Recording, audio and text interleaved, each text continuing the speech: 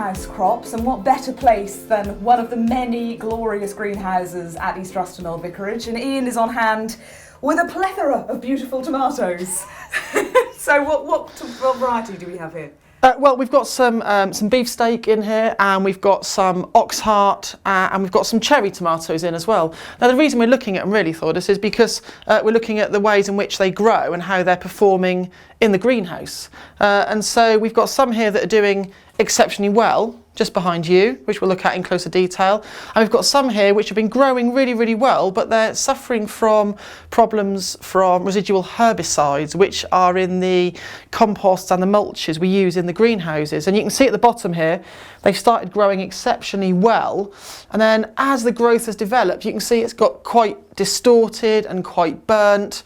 And it is a problem for gardeners, particularly for allotment holders who are buying in copious amounts of compost and well-rotted muck, and they're having the problem that, you know, their crops are coming up and they're becoming infected, and these are the signs. So it's something to watch out for if you're growing crops at home.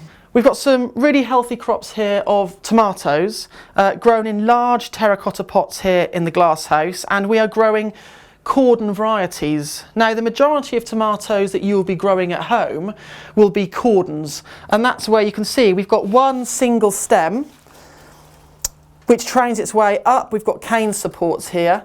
We've got no side shoots, but we've got lots of trusses of tomatoes off. Now, this is probably the easiest method to grow tomatoes by, because you've got a nice single stem, the plant is clean, and it's very easy at a later date when the trusses of tomatoes start forming to actually remove some of that lower foliage. Now, at this stage in the season, many of you will have tomatoes at this state, you know, with good green healthy leaves on and good crops, but obviously you've still got to make sure that you carry out a bit of maintenance, and it's really important to make sure that all the new growth is tied in on a regular basis. And we just use soft twine here, but it's important to use something which isn't going to cut into the stems of the tomato. So try and stay clear of things like wire, but soft twine, raffia, old phormium leaves and cordline leaves that are dried off are very, very good. And tie these shoots in, because if the stems start to bend or bow, you get little side shoots which try and take over and give you a new leader. And with cordon varieties, one central leader is really, really important.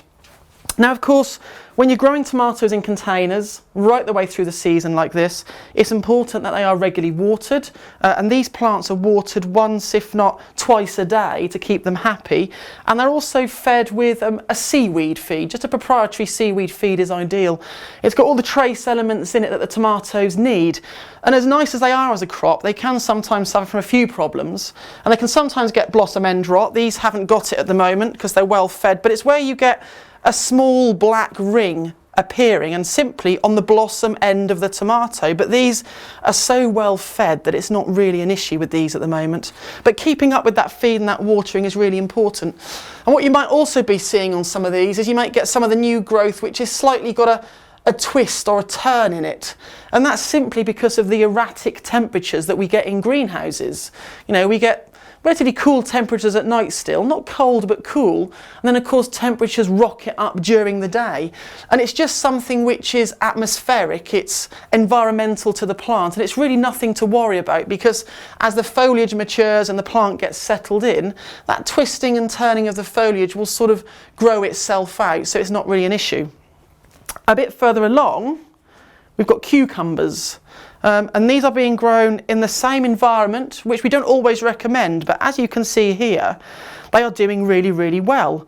Now, this is midday, we're about sort of 12, and you can see that the cucumbers are just starting to wilt very slightly. Now, that's not a problem, because you're much better to let cucumbers wilt in between their waterings than you are to actually keep them completely wet. The trouble is, you see, if we keep them too wet at the bottom, you can see in here the way they sit with the compost. If they get too wet at the base, what will happen is that they will rot very, very easily.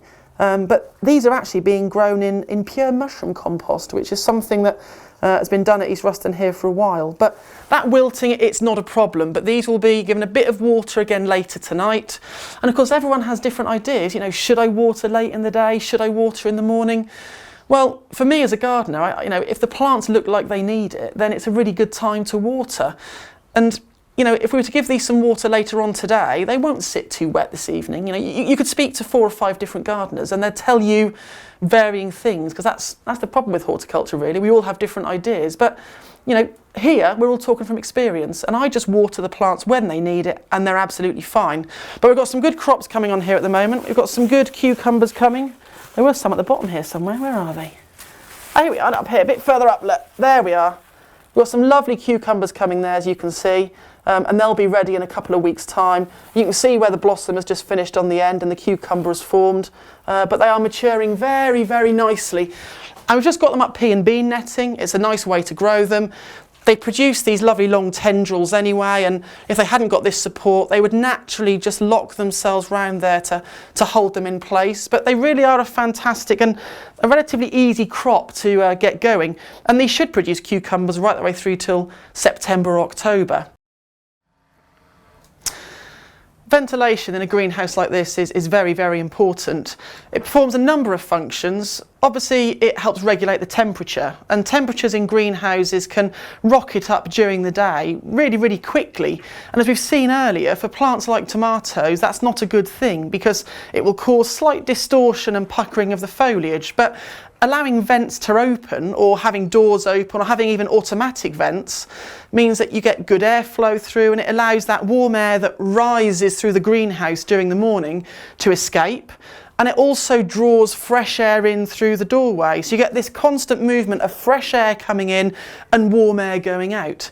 Now the other function it provides is that it will obviously reduce any fungal diseases we might get. And because we're keeping the base of these plants relatively moist, we've got quite a lot of water going into these plants, humidity can build up. And although the cucumbers like that, we don't want too much. We don't want the panes running with moisture, because moisture and stale air will increase fungal infections. We could get mildew in here. We could encourage blight on the tomatoes if it's too damp. So having that air freshened and reducing that humidity is so important. And it will also help, of course, with pests as well, because we help keep that airflow through, which keeps, you know, insects moving through the greenhouse. So it'll probably draw beneficial insects in and it will push the pests out, and it really does make for a much healthier atmosphere. Now you don't have to have automatic vents like we've got here. You can just have a simple vent which you can open by hand, and if you're out to work during the day, then it's quite a good thing to open it first thing in the morning, because obviously the temperature will rocket when you're out at work. And then in the evening you may want to close it again, depending on what the temperature is going to be in the evening. But we're now into mid-July, so it shouldn't be too much of a problem. But to have just a stable temperature, to have it increase gradually through the day, is so good, which is why ventilation is so important in these greenhouses on a basis right the way through the year, not only in the summer but in the winter as well, even when we've got plants in here during the winter months, to keep that fresh air and to keep the environment healthy.